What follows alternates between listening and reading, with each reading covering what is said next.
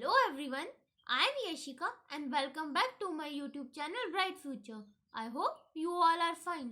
So today we are going to discuss a topic that is STDs. So without wasting time, let's start this video. STDs STDs की full form क्या होगी? Sexually transmitted diseases. अब यहाँ से हमें इसके word से ही पता लग रहा है सेक्सुअल ट्रांसमिटेड डिसीज कौन सी डिसीज होती हैं जो कि हमें इंटरकॉस्ट के टाइम पे डिसीजेज मिलती हैं अपने पार्टनर से। उस टाइप ऑफ डिसीजेस को हम कहेंगे STDs, that is called sexually transmitted diseases. Diseases और infections which are transmitted through sexual intercourse are collectively called sexual transmitted disease। जो मैंने आपको अभी बताया, डिसीजेज या कोई भी इन्फेक्शंस जो कि हमें ट्रांसमिट होती हैं, किस टाइप पर ट्रांसमिट होती हैं? Sexual intercourse are collectively called sexual transmitted disease. और सेक्सुअल ट्रांसमिटेड डिसीज को हम और क्या क्या बोल सकते हैं? Venereal disease, that is VD, reproductive tract infections, that is RTI, gonorrhoea, syphilis, genetical herpes, genetical warts, trichomoniasis, hepatitis B, and of course the most discussed infection in the recent year। कहते हैं ये जो सारे हमारे ये जो मैंने अभी इन्फेक्शंस के नाम बोले, ये बहुत ही ज़्यादा रीसेंट इन्फेक्शन है जो कि हमारे हमने पढ़े हैं। HIV leading to AIDS are some of the common STDs. कहते हैं कि जो HIV है, HIV से सबको पता है HIV में एड्स आएगा, जो कि एड्स की फुल फॉर्म होगी एक्वायर्ड इम्यूनो डेफिशिएंसी सिंड्रोम।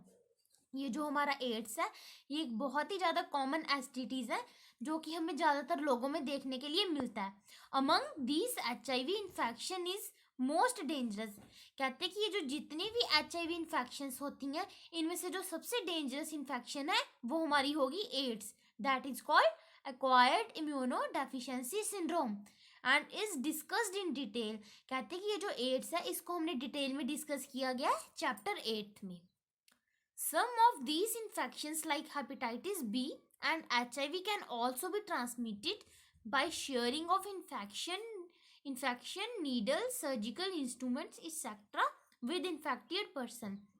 कहते हैं इसमें से कि जो कुछ इन्फेक्शंस हैं जैसे कि हेपेटाइटिस बी, HIV, ये हमें कैसे फैलती हैं? जैसे कि हम किसी भी इन्फेक्टेड पर्सन की नीडल्स यूज़ करते हैं, उनके सर्जिकल इंस्ट्रूमेंट्स यूज़ करते हैं, हेल्थी पर्सन की तरफ यूज़ करते हैं, तो उससे हमें ये डिसीज़ जो ट्रांसफ़र हो सकती है। इस भी हम एग्जांपल लेके चलेंगे। जैसे हमारे पास ए पर्सन है, ये हमारा इन्फेक्टेड पर्सन है, और ये जो बी पर्सन है ये हमारा हेल्थी पर्सन है। ए पर्सन ने अपना ब्लड टेस्ट करवाया तो इसकी जो नीडल्स हैं सेम ही डॉक्टर्स यूज़ कर रहे हैं बी वाले पर्सन को। सो जो हमारा इन्फेक्टेड पर्सन था उसको HIV थी, तो उससे हमारी ये जो बी हेल्थी पर्सन है इसको भी HIV डिसीज होने के फुल चांसेस होते हैं। ट्रांसफ्यूजन ऑफ ब्लड और forms an infected mother to the foetus too. कहते हैं कि एक तो हमने बताया कि हमें चीज़ें शेयर करने से हो सकती है इन्फेक्टेड पर्सन की, दूसरा ट्रांसफ्यूजन ऑफ ब्लड के ट्रांसफ्यूजन के दौरान हमें ये चीज़ हो सकती है, या तो इन्फेक्टेड मदर से उसके फीटस को हो सकती है ये चीज़। Except for hepatitis B, genetical herpes and HIV infection other disease are completely curable. कहते हैं कि hepatitis B, genetical herpes and HIV को छोड़ के जो हमारे बाकी डिसीजेज हैं उसको हम कम्प्लीटली क्यूरेबल, मतलब उसको हम प्रॉपरली कम्प्लीटली ठीक कर सकते हैं। बट एक रीज़न है उसको हम कम्प्लीटली कब ठीक कर सकते हैं? If detected early and treatment properly. अगर हम उसको अर्ली डिटेक्ट करें, जल्दी हम उसको देख सकें और उसका प्रॉपर ट्रीटमेंट करें, तो हम जो बाकी डिसीजेज हैं उसको ठीक प्रॉपरली कर सकते हैं। Early symptoms of the most of these are minor. कहते हैं कि ये जो डिसीजेज होते हैं, एसटीडीज जो डिसीज है, इसके जो अर्ली सिम्टम्स होते हैं बहुत माइनर होते हैं, छोटे से होते हैं, जो कि हमें ज़्यादातर हेल्थी गर्ल्स में भी देखने को मिल सकते हैं। और उसके सिम्टम्स में क्या क्या आता है? itching, full discharge, slight pain, swellings etc. in the genital region। Genetical region कौन सा रीजन होता है? जो रीजन हमें बाहर से दिखाई देता है उसमें हमें क्या क्या हो सकता है? इचिंग हो सकती है, फ्लूइड का डिस्चार्ज हो सकता है, स्लाइटली होती है, थोड़ी बहुत पेन हो सकती है, या तो फिर स्वेलिंग्स हो सकती है। कहाँ पे हो सकती है? जेनेटिकल रीजन में। Infected female may often to be asymptomatic and hence may remain undetected for long। कह रहे हैं जो ज़्यादातर जो इन्फेक्टेड फीमेल्स होती हैं वो ये जो एसटीटीज़ को ज़्यादा वो नहीं मानती हैं कि डेंजरस नहीं मानती हैं, जिसकी वजह से वो छोटी मोटी चीज़ों को अवॉइड कर देती हैं, ये वाली सिम्टम्स को, जिसकी वजह से कि ये जो एसटीटीज़ है उनके पास काफ़ी देर तक रह सकता है उनमें। एब्सेंस और less significant symptoms in the early stage of infected and the social stigma attached to STT detector in the person from going for timely to detection and properly treatment। इसमें बताया गया कि जो इसके अर्ली सिम्टम्स होते हैं या तो बहुत ही ज़्यादा माइनर से होते हैं या तो बिल्कुल होते ही नहीं है अर्ली डिटेक्शन के सिम्टम्स जो होते हैं। और कह रहे हैं अगर हम इसका प्रॉपर ट्रीटमेंट नहीं करते हैं, हमने ऊपर पढ़ा कि जो कुछ फीमेल है इसको इग्नोर कर देती हैं, तो उससे हमें क्या क्या प्रॉब्लम हो सकती है।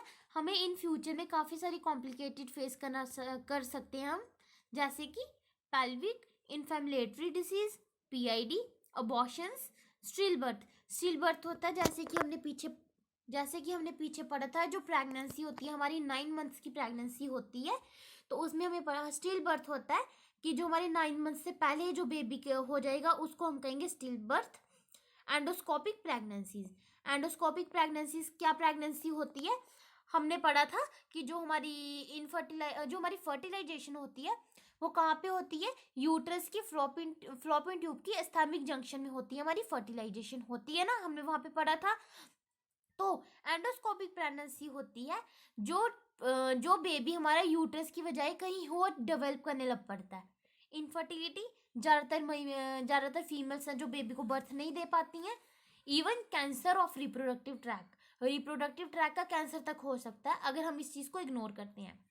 एसटीटीज are a major threat to a healthy society. कहते हैं कि जो HIV है ये एक बहुत ही बड़ी चीज़ है हेल्थी सोसाइटी के लिए। जैसे कि जो हमारी इन्फेक्टेड फीमेल्स होती हैं उनके लिए ये नॉर्मल बात है, बट जैसे हमारी जैसी जो हेल्थी फीमेल्स होती हैं उनके लिए एक बहुत बड़ी बात है एसटीटीज का नाम सुनना। देयरफॉर प्रिवेंशन और early detection and cure of these diseases are given primary concentration under the reproduction health care programs। कहते हैं कि रिप्रोडक्शन हेल्थ केयर प्रोग्राम्स में बताया गया है कि इसकी अर्ली डिटेक्शन, जल्दी से अगर हमें इस डिसीज़ के बारे में पता लग जाए तो उससे हम ये डिसीज़ को टोटली क्योर कर सकते हैं, टोटली ख़त्म कर सकते हैं ये डिसीज़ को, बट अगर हमें इसके बारे में जल्दी पता लग जाए। और दूसरा, through all the person are vulnerable to the infection, there are incidents are reported to be very high among person in the age group of 15 to 24 year।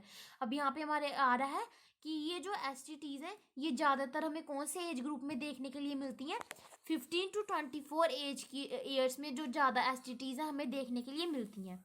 The age group to which also भी belong, don't panic, prevention is in your hand.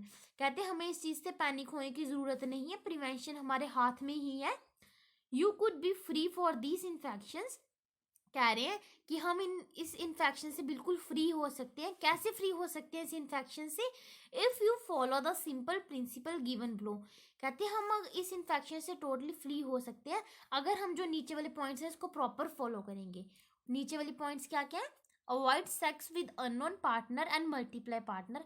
मतलब कह रहे हैं कोई भी जो unknown partner है जिसको कि हम जानते नहीं है उससे सेक्स को अवॉइड करो, या फिर मल्टीप्लाई पार्टनर से अवॉइड करो। जैसे हमने मोस्टली गर्ल्स देखी होती है 1 2 2 3 3 जनों से सेक्स करती हैं, उस चीज़ को अवॉइड करो, मल्टीप्लाई सेक्स पार्टनर अवॉइड करो।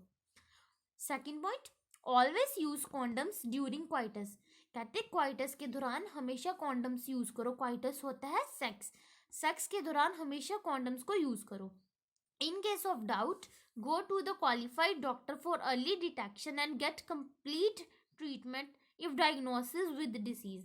कहते कि अगर हमें डाउट होता है, थोड़ा सा भी डाउट होता है कि हम एसटीडीज हमें हो गई हैं, तो एक क्वालिफाइड डॉक्टर के पास जाओ। क्वालिफाइड डॉक्टर होगा एक ऐसे डॉक्टर के पास जाओ जिसके पास एक प्रॉपर डिग्री हो, उसके पास जाओ जिसकी वजह से हम इसकी अर्ली डिटेक्शन कर सकते हैं और ये हमारी डिसीज़ टोटली ठीक हो सकती है। सो आज का हमारा टॉपिक यहीं पे ख़त्म होता है।